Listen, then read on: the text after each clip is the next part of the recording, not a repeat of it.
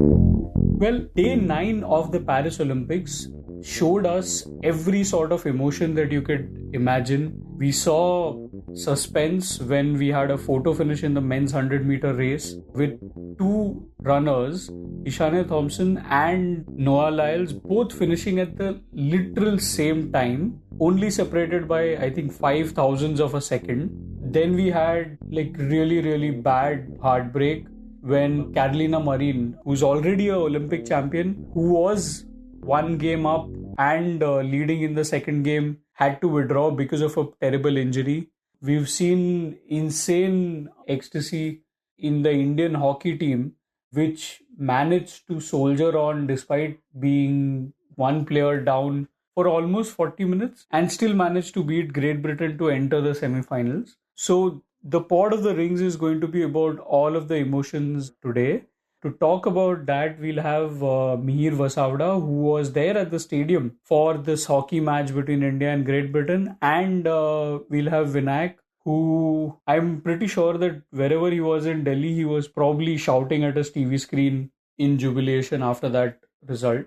But before we get to Vinayakk, we'll welcome Mihir. Mihir, I've known you for a while, but I have legit never seen you tweet something in all caps, that too with such assertive lines. I mean, तुमने तो मतलब literally declare कर दिया कि this is the greatest Indian win I have ever seen. And I mean, I know for a fact that you watched India finish third at the Olympics, win that bronze medal at the Tokyo Olympics. You've seen the Indian women's team soldier their way to fourth place. So just talk to us about this hockey game, this India beating Great Britain, just the significance of that result. The hockey match, where do I even begin? First of all, it was so hot. Let me just tell you that the sun was extremely, extremely harsh, and I was typing on my iPad, and the cover of the iPad suddenly just collapsed. It completely got deformed. It was that hot. So this is to just give some context, some idea into the conditions that were at the stadium today. And India defended for 42, 43 minutes in that severe heat with one man less. And there were 2 minutes at the start of the fourth quarter when they had two players fewer than Britain. I haven't seen, an Indian team play or defend like that. India is always a team that, Vinayak, you'll agree, is a team that makes mistakes. It makes stupid errors in crucial times and gives away a draw or a winning position. It just gives it away and ends up losing. What we saw today was a very, very different avatar of Team India. As we've been seeing in almost every match, how the team has evolved match after match. Two things really stood out for me today.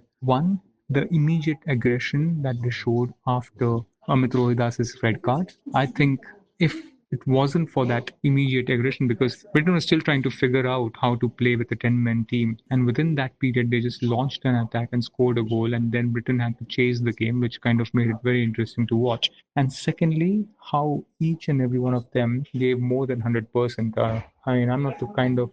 it's tough to kind of explain exactly how difficult it was for them to pull it off. No one really gave them a chance. Britain were attacking from the left, attacking from the right, attacking through the center. They were drilling in crosses, they were playing high balls, they were doing everything they could. And yet, this Indian defense did not crumble. And we've made so much fun about Fulton's defend to win policy. And here we are, it paid rewards. Right. But obviously, you spoke about how garmi itna tha ki stuff was melting and all that. But just talk to us about the fan mood, because like this sort of a game when you have, and I mean you are watching it in unfold in front of you. What is that mood like being in that stadium? Just talk to us about that, because I mean I'm just talking from a perspective that we were at Tokyo where zero fans. Jo bhi ho raha hai, there are probably like officials and us. But today, I mean, you could hear the stadium reverberating with chants. Just talk to us about the mood in the stadium today. the mood actually was quite stunning, the whole time, because when the match started, we had equal number. Actually, we had more Belgian fans who had come over for a Sunday morning drive, I guess, to Paris and to support their team. It's just incredible and shows the level of international hockey right now that the defending champions were out today. But there were Belgians in the stand, there were the Dutch, there were Brits, and there were Indians. These were the four dominant groups, and Belgium were the highest in that. By the end of this match between India and Britain, each of them were on their feet, and this isn't an exaggeration. What they saw was, a very high quality defensive performance. It was literally parking the bus. If parking the bus had an image or a definition, this would exactly fit that. But it was done in a very meticulous way. The crowd was on the feet. The players were doing a sort of Ganguly on the turf. I think Sumit, at least, was one of the players who had his t-shirt off and is waving wildly at, I don't know whom, but someone in the stands in celebration, not in anger.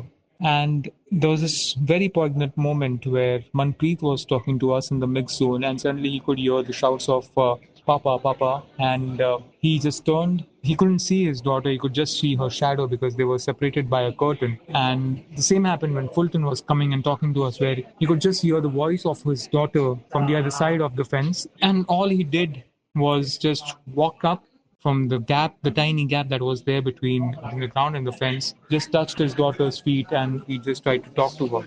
Okay, Mihir, before we let you go, I know you are, as always, strapped on time because you have pieces to write, places to go to, all of that. I just want to ask you, what does this sort of a win do for a team's confidence? I know we are going to not have Amit Rohidas for the next game at least because he's been suspended for picking up a red card. But still, the result that they had against Australia in the last pool stage and now this result, just talk to us about what this sort of a game does to the team's confidence.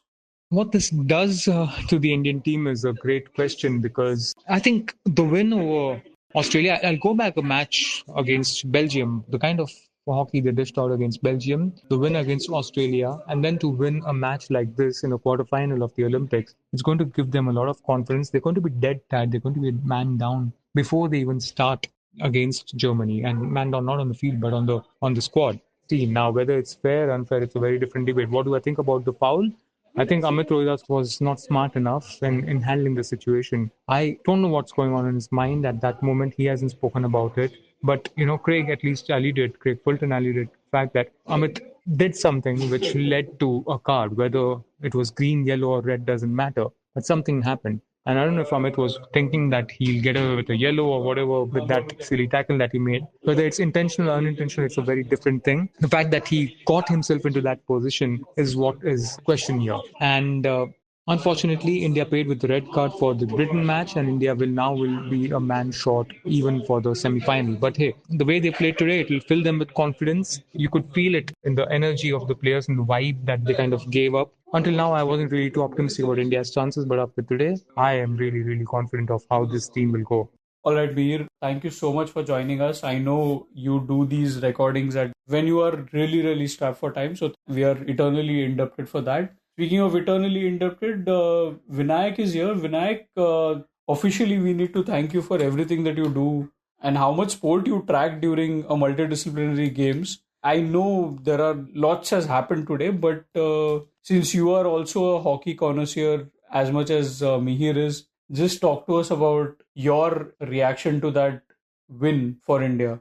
I'm not sure I'm as much a hockey connoisseur as Mihir is. He's a proper hockey tragic. Yeah, I actually genuinely feel, since we couldn't tell Mihir that before he left, but yeah, I genuinely am happy for Mihir that he was there to witness such a performance. I mean, Australia was great, but like we had mentioned in the podcast, it was still a group match. It didn't matter much. I mean, yeah, of course it mattered because it's Australia and all that, but essentially if the foot needed to be on the ground, and today, my goodness, what a defensive performance that was. Something that Mihir mentioned about the defensive errors that we are prone to, we've written so much about that in the recent time. The first press conference that Craig Fulton gave after becoming the India head coach, I recall asking him, do you have a coaching philosophy that fits in a line? And he thought about it for a little while, then he came up with defend to win is best described as my philosophy, because I want my teams to build from the back. I mean, it doesn't mean that he's a defensive coach, but he wanted the teams to build from the back. Like, the stronger your base is, the better you are going forward. But in the year that he's been with the team, the defensive errors didn't really go away for a team who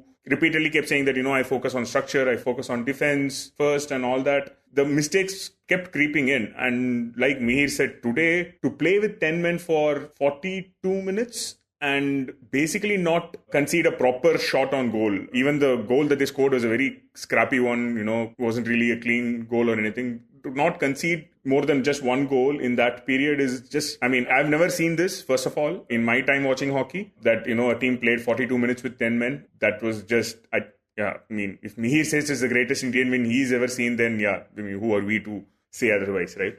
Vinayak, sorry to correct you. Mihir didn't say that. Mihir shouted that. All caps. Shouted all caps, yes. And I've never seen Mihir do that. I think he's somebody who understands how words work very well, much better than maybe a lot of us. So him shouting that on Twitter, that was a little stunning for me. Shock. Huh. But what did you think of Shrijesh? Right. I know that hockey venue is pretty iconic and everything, because it also hosted events during the 1924 Olympics. But I think वो venue पे ना Shrijesh का एक statue बना देना चाहिए after this event is over, irrespective of what happens, because the performance that he gave today, he's done the same in previous games also, where he's kind of just stood there and said, okay, you want to score, you go through me. And it's kind of strange, right, that he's giving these performances. Like today, for example, there was this one penalty corner routine that Great Britain had, where the ball was kind of blocked. The initial drag flick was blocked, but the ball was kind of sneaking into the goal. Shrijesh does a full 180-degree turn and slaps the ball away a few feet away from the goal line.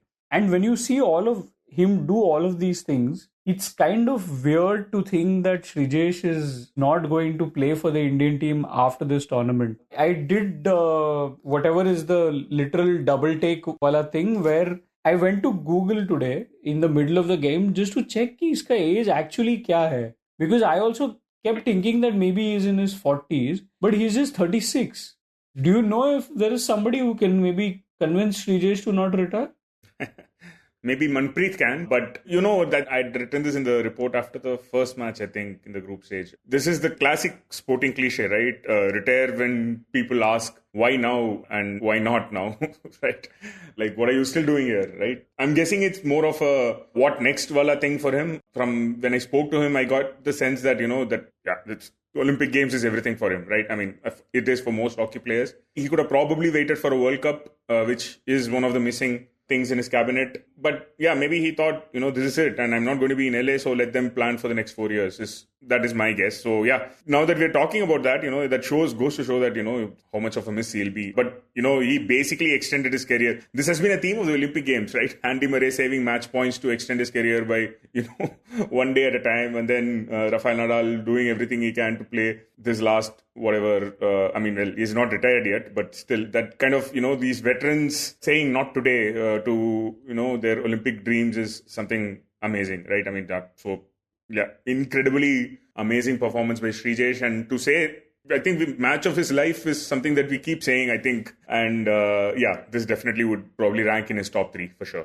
But you spoke about all these legends who basically said not today. But the one guy I think we need to mention, because I know, because our podcast is very, very centered on Indian athletes, we are probably never going to talk about this. You spoke about not today, but the one athlete who finally said yes today was Novak Djokovic, who finally managed to, what are people saying, complete tennis? He did something like that, I guess. Because the Olympic gold medal was the one thing that was missing. He's finally won that. And I saw a clip on Twitter where he's touching the ground and you can see his hand literally shaking. It's one of those things, right? The magic of the Olympics, if you will. In basketball, someone like a LeBron James has been coaxed to come play at the Olympics. Like, the Americans have basically brought a dream team together with Steph Curry, Kevin Durant, all of these guys. in the team. Complete digression. But maybe before we end this, Vinayak, we also want to discuss Lakshya Sen. He had an incredible semi-final against Victor Axelsen, and I think he will have more than one regrets going to sleep today. I hope not, honestly. Yeah, I mean, it was a missed chance in some ways. You don't have Victor Axelsen, searching for answers every day, right? It's not something that you see maybe a little more this season, but in the first game, I think Lakshya genuinely had Victor searching for answers. So that's something that you rarely see. Lakshya had a decent 18-13 lead, if I recall, and then he hit a flick serve that Axelsen swatted away like it was a mosquito or something. And then from there on, Axelsen gained some momentum. Still, Lakshya had 3 game points at 2017. That he would definitely regret, but hopefully quickly move on, because there's a bronze medal match to come. And 7-0 lead in the second game felt a little off because, I think Axelsen was not playing well at that time. So you knew that if he started to find his rhythm again, then 7-0 is not a big lead against Axelsen. Nothing is a big lead against Axelsen. So Victor was superb after that from when he found his rhythm in the second game. And he mentioned this as well in the post-match interviews that he gave that, Lakshya played actually better for much of that match. And when it mattered, however, Axelsen got his rhythm going. And very nice sentiment when Jio Cinema asked him about his thoughts on Lakshya, and he said, he's going to be surely one of the contenders for gold 4 years from now. I hope Lakshya goes to sleep watching that clip instead of thinking about the match, because he said some really nice things about Lakshya, and he needs that confidence back. He cannot dwell too much on this. I remember Sindhu saying in Tokyo after her semi-final defeat how crestfallen she was because she didn't come to Tokyo to fight for bronze. She came to, fight for the gold and silver, or fight for the gold, and she was crestfallen, and how Coach Park Tae-sang and her team around her had to really motivate her, saying, would you rather go back home empty-handed? And that sort of clicked her into motion, and she ended up winning the bronze. It's one of the most difficult things to do in badminton, to lose the semi-final and come back the next day and play for bronze. But I hope Lakshya can look at that sort of Axelsen video and maybe have a chat with Sindhu to get going for tomorrow. He did have a long chat at the net with Axelsen, where I'm pretty sure that Axelsen was telling him that, you are winning bronze.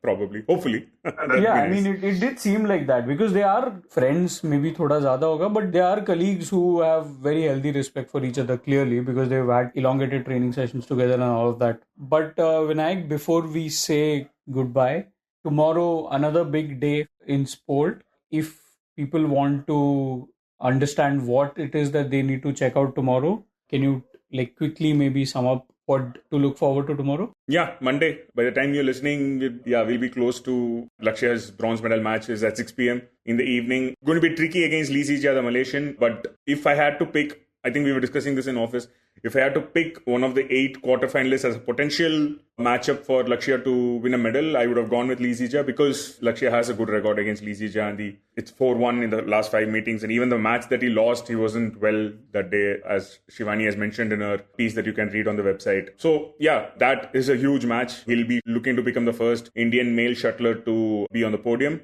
The wrestling event starts from Monday, so that's going to be kind of taking up a lot of our time during the coming week. Avinash Sable is in steeplechase. The tracks have been super quick, like you saw in the men's 100-meter final. The Mondo track, the Lavender track have been made to break records, and Sable has a knack of doing that in the steeplechase, where he keeps rewriting his own national record. So the heat is there in this event, and the table tennis team is also back in action. The women's team, after their Shrija and Manika's good run in the individual event, they have a decent draw in the team knockouts. Starts with Romania, so that's in the afternoon. Keep an eye out for that. It's kind of an outside hope that the people have mentioned could be something to look out for. So let's see how that goes. Just before we wrap, I just really want to mention this. There could have been a serious medal chance on Monday in the men's 25-meter rapid-fire pistol, where 6 athletes qualify for final and 2 Indians were well on their way to reach the final. 2 out of 6 would have been great odds for a podium finish. Both Vijayveer Sidhu and Anish Banwala were second and third at one point with around 10-11 shots to go. And then they completely got the last series wrong. Both of them shot 8s and they ended up outside the top 6. So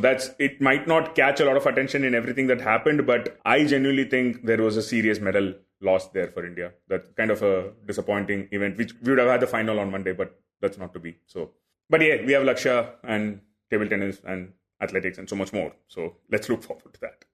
Well, on that very positive note, we are going to say goodbye.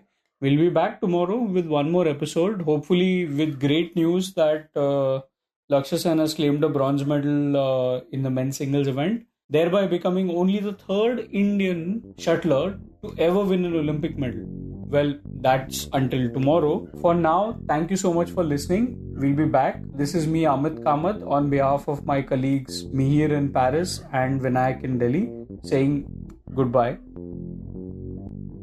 You were listening to Express Sports by the Indian Express. This week's show was edited and mixed by Suresh Pawar and produced by me, Shashank Bhargava. If you like the show, then do subscribe to us wherever you get your podcasts. You can also recommend the show to someone you think will like it. Share it with a friend or someone in your family. It's the best way for people to get to know about us. You can also tweet us at Express Podcasts and write to us at podcasts@indianexpress.com.